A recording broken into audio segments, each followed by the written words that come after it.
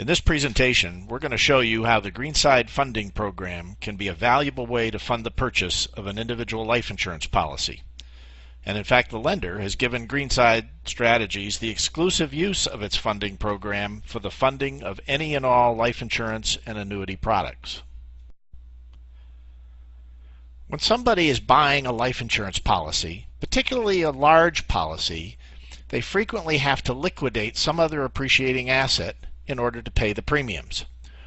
We're going to show in this presentation how they don't have to do that. Instead, they can reposition and leverage those appreciating assets so that they have the same dollars working in two places simultaneously. In addition, we'll show how they can avoid any other out-of-pocket expenses in the whole process, improve their overall IRR on their assets, and avoid all the hassles and problems that are inherent in other premium financing structures. First, some disclosures. Greenside Strategies is not the lender in this program. The Greenside Funding Program is simply a marketing trademark of Greenside Strategies for the program that's offered by the lender. This program is marketed through various distributors authorized by the lender, including those authorized by Greenside Strategies. As I mentioned before, we have the exclusive rights from the lender for the use of this program for the funding of any insurance or annuity product, but still all terms and conditions of the program are determined and controlled by the lender only. Greenside Strategies makes no advice, representation warranties, or any guarantees concerning any aspect of the lender's program, and as usual, users should consult with their own tax and legal advisors before using this program. So let's start by describing what this program is not. It is not traditional premium financing in the sense that the insurance policy is never the collateral. There is no traditional loan underwriting. Any product from any company can be used, and it is not stranger owned. It's not STOLI. We're not using the term premium financing the way the insurance industry does to mean STOLI. It has nothing to do with any stranger financed or stranger owned situations whatsoever. Instead, what it is a simple means to borrow all the premium needed to fully fund any life insurance policy, with one caveat, and that is there's a $100,000 minimum loan amount, but there's no maximum. So what that means is if the premium that you're trying to fund is less than $100,000, you're going to have to borrow more than 1 year's premium up front in order to meet that minimum requirement. But the entire loan structure is a 100% non-recourse. And again, that is the lending term, not the insurance industry's use of the term to mean STOLI or stranger financed. That literally means that the borrower has a contractual right to walk away, not repay the loan. During the term of the loan, it's interest only, but as you're going to see, there is nothing out of pocket typically in terms of any additional expenses, and the entire loan can be applied for and funded in just a few days. Let's look at the market for this. The market is people that are needing to pay higher premiums. And if they're paying higher premiums, they're typically buying a higher face amount product. And if they're able to qualify for that higher face amount product, it's because they typically have a higher net worth. And people that have a higher net worth are well diversified in their investments, have different types of investments out there, and that creates a dilemma for them because they need to tap into one of those investments in order to pay the premium. They must do an opportunity cost analysis, try and pick the right loser. Creates a problem for them. So almost by definition, they are a premium financing candidate in order to avoid that dilemma if possible. And when they see the Greenside Funding Program and the advantages it has, they're going to see that this is head and shoulders above the other premium financing structures. So let's look at how the loan program works. We have a separate presentation that goes into this in complete detail with all the terms and conditions, etc., which we certainly encourage you to watch. But here, I'm just going to do a quick overview and do it from the life insurance buyer's perspective. The life insurance buyer lends securities to our lender. I say lend, there's actually a title transfer. The lender will use these securities, trade them during the term of the loan. It's how it makes its money. And in return, the lender gives back to the insurance buyer a cash loan, and depending on the securities, it can be up to 80% of the value of those securities. That's the money that is used to purchase the insurance policy.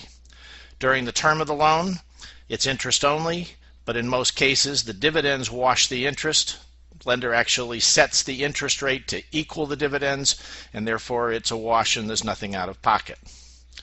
When the loan is paid back, assuming the buyer pays it back, the lender returns the securities and returns them at the then current value. We've built the capability to illustrate this program in any insurance situation. But let's look at a particular example. Here's a case, a $3 million life insurance policy on a male 64, preferred non-tobacco. This individual wanted to pay this up in 10 years, have it fully paid, guaranteed paid up in 10 years. The 10-pay life premium quoted by the carrier to do that was $118,676 a year. In this case, this person wanted to borrow all the premiums needed right up front, make sure there was no problem in ever keeping this policy fully funded. So that required total premiums of $1,186,000. At an 80% loan to value and a 2.5% origination fee, which is what it would be at that level, the amount of securities needed to do that would be $1.5 million of securities. And we're going to do a 10-year loan. Now let's look at the results. Assuming that we can get a 7.2% growth rate projected on the securities, we can project anything anybody wants, but just putting that in there, and obviously that's just the rule of 72 so that we can look at it very easily. That $1.5 million of securities 10 years down the road would now be worth $3 million. From that, we can repay the loan, which is the $1,186,000 plus the 2.5% origination fee, or $1,216,000. We still have $1,831,000 of securities left. Now this next line, we borrowed all the premiums, all 10 years worth, but we're still only paying one at a time because this person didn't want to have a modified endowment contract. So in the interim, we get to invest those premiums. Some carriers have premium deposit funds that they'll simply allow it to go into and be deposited, whatever is needed. We're simply projecting a 4% interest rate here. It could be anything.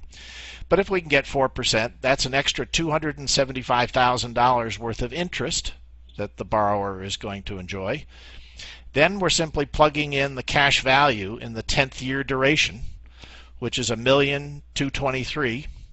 So we add that up, and after the loan repayment, we still have $3.3 million worth of liquidity, or the equivalent rate of return on that $1.5 million of securities was not the 7.2% that we projected on the growth rate, but 8.15%, or we made $282,000 more dollars than we would have had we not bought the insurance and just hung on to the securities.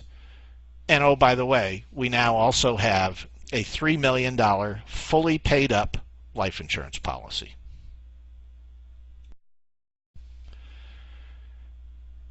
So you're able to see from an advantages standpoint that there's no collateral tie to the insurance or the annuity policy that's being funded. There's no tax implications to implement this because it's all done under Internal Revenue Code Section 1058, which is the collateralized repurchase arrangement. That's why even though the lender may be trading the securities during the term of the loan, there's no tax implications to the borrower whatsoever. There's no cash flow implications because in most cases, again depending on the securities, the dividend will equal the loan interest rate and will be considered a match. There's no loan underwriting. There's no questions being asked in terms of income statements or FICO scores or none of that. They don't even care about it. All they're looking at is the securities. There's no carrier implications here. because the collateral is not the policy, so the carriers are happy to be using this particular arrangement to fund a policy. There's no additional underwriting that has to be done here. There's no additional rider requirements such as cash value enhancement riders or additional death benefit riders to benefit a lender, because again the policy is not tied whatsoever to the funding mechanism. And it gives the borrower now a 20/20 hindsight. Instead of trying to do that opportunity cost analysis and hopefully pick a loser here to get rid of to fund this, they don't have to do any of that. They can keep the investment and get the insurance. And when they put that together, no matter what happens, they're going to be reducing their overall investment performance risk, and they're going to be improving the overall IRR. And at loan duration, they can choose any source they want to repay the loan. They don't have to do it out of the securities if they've got other sources. They could choose to extend the loan. The lender would love to keep the securities longer, since that's how they make their money. Or they have a contractual option to walk away, have no repayment liability, simply allow the lender to keep the securities if they've depreciated in value, and the loan is ended. The process to do this is really simple.